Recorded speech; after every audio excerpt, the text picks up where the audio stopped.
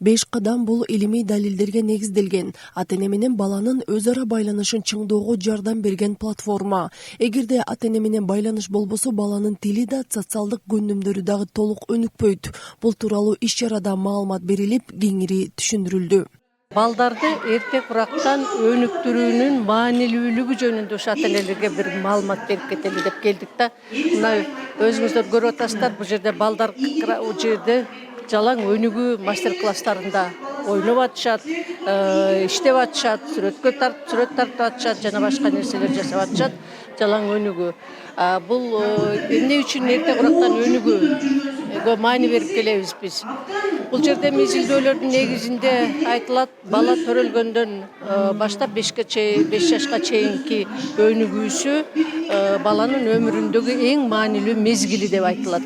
Иш-чаранын алкагында ата-энелер жана балдар үчүн сергек үй-бүлө, жаамат аянтчаларында мастер-класстар, эмоционалдык байланыш жана оюндар ордолорунда интерактивдүү сабактар, ошондой эле адистердин пайдалуу кеңештери уюштурулду. Ушул жерде ата-энелерди балдар менен алып келип, балдар дагы ушул өзүнүн 5 жашка чейинки өсүп аткан учурда анага кандай мамиле кылыш керек, кандай тарбия бериш керек, ал эле эмес ошол оюндар аркылуу дагы кандай тарбия берсе болот экенин ошолордун баарын көрсөтүп, ушул жерде жакшынакай иш-чара өтүп жатат. Ар бир бала өз оюн эркин айтууга жана ар түрдүү маданияттар менен баарлашууга үйрөнүш үчүн фестивалдын салымы зор.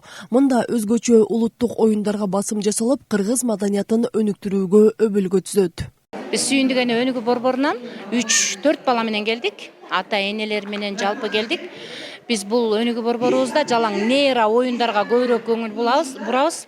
Ошол нейро оюндарды дагы улуттук нерселерди чагылдыруу менен балдардын аң сезимин өстүрүп, моторикаларын өнүктүрүп, ушундай жакшы нейро оюндар менен келдик. Логопед машыктыруучулар тарабынан бир катар кеңештер берилип, атайын көнүгүүлөр аткарылды.